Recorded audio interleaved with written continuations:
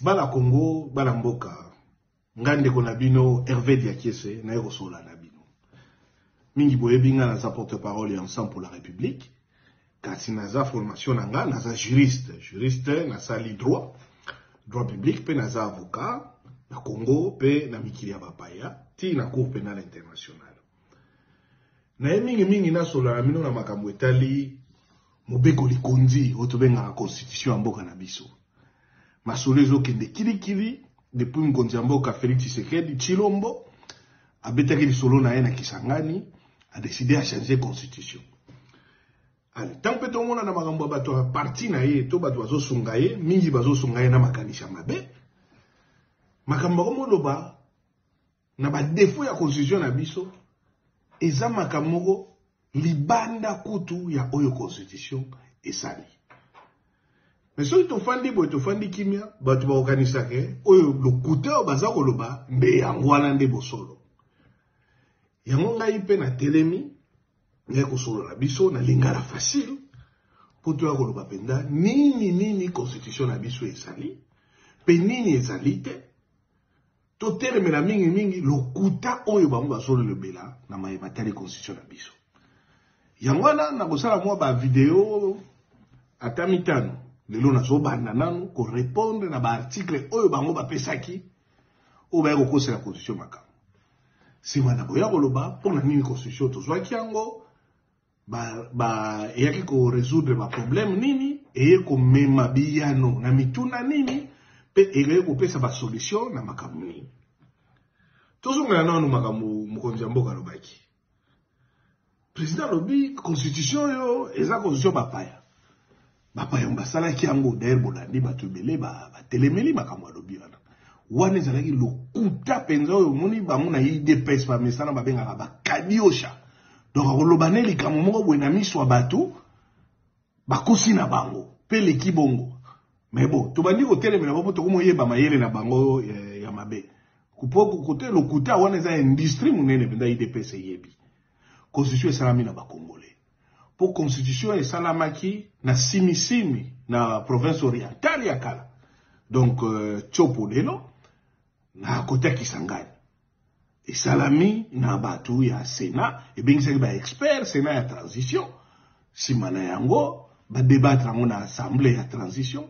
Pe tokendaki ko sala ngo référendum donc peuple congolais mutakendaki ko voter yango.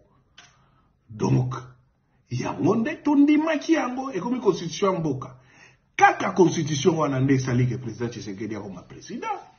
Mais surtout nde constitution wana papa Etienne Tshisekedi a prêté serment likolo nango tango yé pas se proclamer que président yena Albert Moleka boluka ba vidéo na bokotala ba prêter la kiango serment wana. Donc il existe la constitution au peuple congolais andima. Abunda ponango asopa makila pona constitution wana. Pour le moment, constitution est au côté sapenda, oyonde yango eza ko bloquer président Tshisekedi na batwazo songaye, ezali ba verrou, oye benga loi ba cadena, donc ba antivol, to lingaki alternance, to lingaki pouvoir moko ume la kate tika la libela. Mais ba verrou ango, ezali article 220 na kozongela. Eko lo balika moko, à part likambo constitution ya bapaya.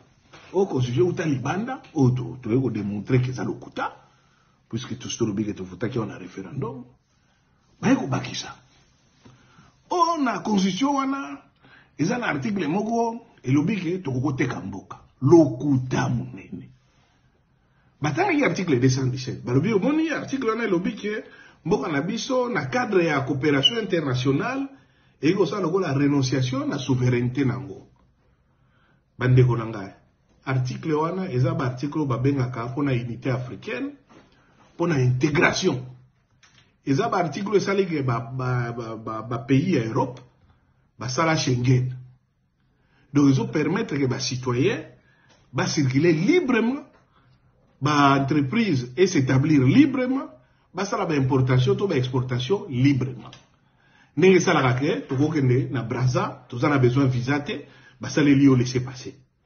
Mais ça la raquette, bah tu na frontière kota katanga, bakendaka na Zambie. Donc ezan nango na likamomoko te to ko céder souveraineté. renonciation et la question était bon limiter moi ba droit boko sala pour na bozo collaborer ndenge bo mona ke ambassade na biso ko za États-Unis ata ba bomi mutu na kati ambassade na biso police américaine moyen ko takuna ezate pourquoi donc États-Unis renoncer na souveraineté ambassade na biso za territoire mususu mais na kati États-Unis bosko balobi ke na mukolo na États-Unis te kimboka ambassade na biso na France même pour ba autorité française maintenant bon nomona ba groupe ba combattant y compris ya IDPS so ba ko temo bulu na kati ambassade pour police française ekota na ambassade on ya kukanga mutu il faut ambassadeur na biso nde autoriser bango ba kota pour eza territoire mususu wala ndeza ba règle to yekola na classe siko ba kadio chez IDPS balingi kokosa o eza koteka mboka eza koteka souveraineté eza lokuta munene. Parce que de toute façon, ceux qui sont étrangers, alingi ko envahir biso, akoyate pour constitution de lobby. Depuis toujours constitution en 2006, botanga moka nini se tekama na komo ya article 217 de la constitution. Ata mo côté, ceux qui te perdent le territoire ezali pona toujours pesa ba militaire na so ba moyen nécessaire te pour ebunda. Wala zama ka mauvaise gouvernance. Ezala ngoli kamba constitution te. Donc le kuta mususu yangwala. D'ailleurs, l'article de la Constitution loba, même ceux qui ont un traité, où ils ont permettre, par exemple, que tu négocies, parti mon territoire, tu négocies à étranger, il faut d'abord convention à parlement du Mango, et puis il faut référendum et salama. Donc, depuis la Constitution et salama, attendez qu'à moi, marque et salama te, eza kadiosha. Na boye nanga kokota na mozindo ya makambo belé ya droit mais bato ba yebi bina mibeko ndenge le kakana alima ba yebi ke oyo wana mukodia mboka na batu na ye bazo continuer ko sala eza kadiosha pona kaka to boya constitution oyo to kota na constitution mususu epesa bangonde ndakisa to ndingisa ya kotikala na pouvoir libela mutu mususu soye pe ayoki ne sonite o tozana article 57 moko et le but to protéger ba minorité. Idée na bango to yebiango. Bazo kokota discrimination. Mais tant que toujours ba minorité na ba groupe vulnérable. Mais na mboko toujours na ba population minoritaire loko ba pigme. Constitution lobi bato baza na ba groupe wana oyo penza bazali minoritaire na ba communauté na bango. Il faut ko aider bango ba progresser na vie. Ba pigme il faut ko aider bango ba kota na ba classe loko la ba tunyo so ba exercer ba fonction donc ba za na ba tumo ba tia bango l'écarté ba minorité boza na ba minorité mususu eza lié par exemple na nature ya nzoto loko la ba albinos baza na besoin ya protection mususu ke biso ba tutoza poso mwindu et que soki bango l'été ko sunga bango pona bazo ba discrimination te po non azal binos beaucoup motia ba idée que azamuto azana likama azamuto azana lisunga biloko la nyo sonde constitution bino il faut ko protéger bande ko wana baza batu lokola biso baza ba minorité to kozala ou ba groupe vulnérable ne bazolo ba bato bazala ba koko sona ndoto lokola ba personne vivant avec handicap. Mutu soka aza na handicap à cause de la soit ya nzoto donc azana besoin ba beki to azana besoin ya ba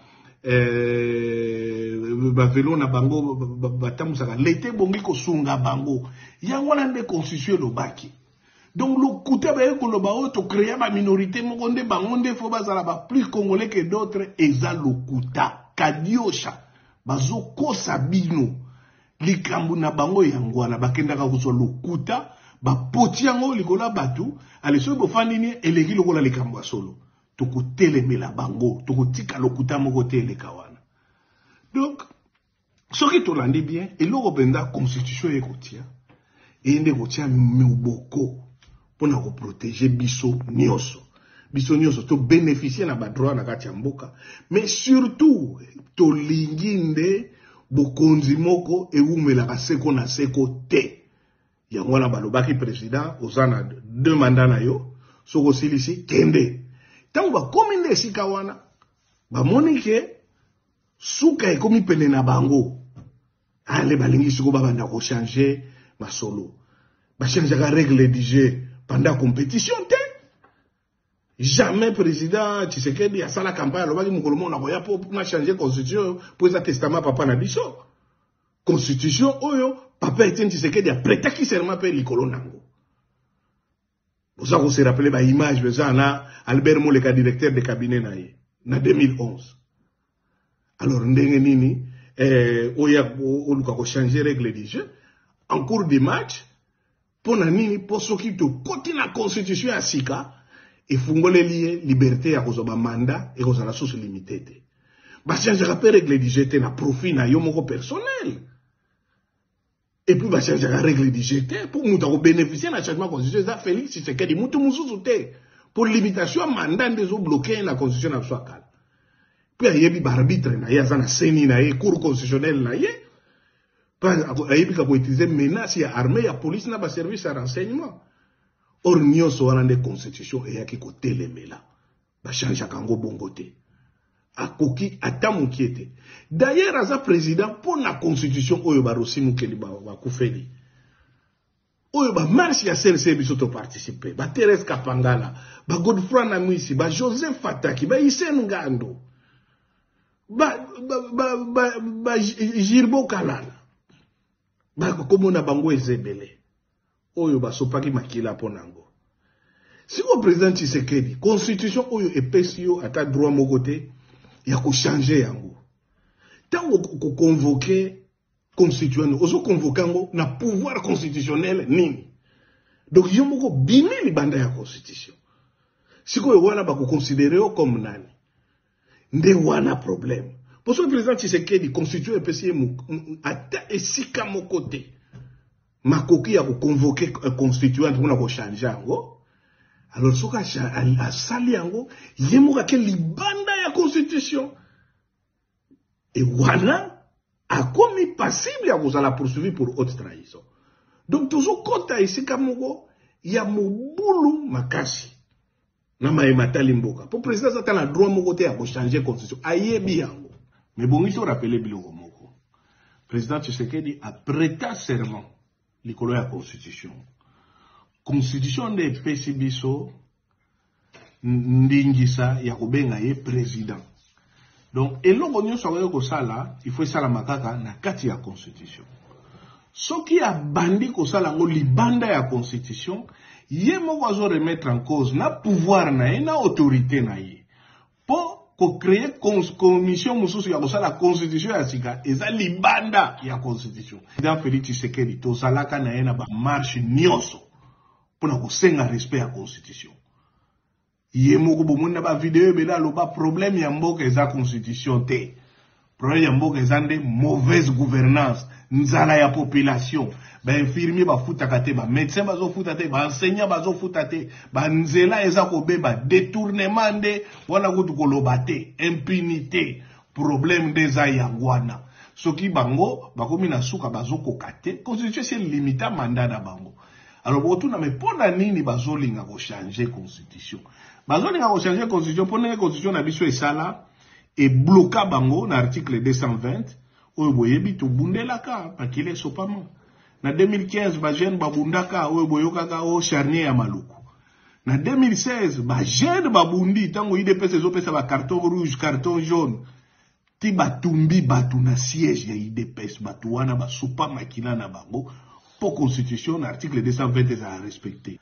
Donc, peuple congolais, non seulement dit que la constitution a référendum, kasi a koufito a sopi makila na e po alinga constitution est à respecter. Donc, tous ces éléments, pour les locaux luka ko changer constitution, eza ko boa kaso ito ko tambula to ko tiola. Na ba oyo ba tumbaki bango na siège ya IDPS, na ba oyo ba kunda bango na maluku, na batu nyonso ba martyr na biso ba tambolaki po na ba marche wana tukuki atam kolomoko te. Je sais que c'est vous les Rwandais qui êtes derrière. Maintenant, ça suffit. Et j'ai dit aux Américains, ce que je vous ai dit, ce que j'ai dit devant le peuple à Tchangou, je l'avais dit précédemment, parce par respect pour les Américains, j'ai dit voilà, vous voyez que Kagame se moque de nous, je vous l'avais dit. Il se moque de nous. Maintenant, il faut qu'il y ait quelqu'un qui se lève pour l'arrêter, et moi je suis ce quelqu'un-là. C'est pour ça que je dis, je le redis ici, c'est pas une blague. Cette histoire-là, comment on a une l'Alliance du fleuve Congo. Voilà. Soki na yoki ke bazui localité moko. To babeti lisasi congolais moko akufi. Moko, pas deux. Moko.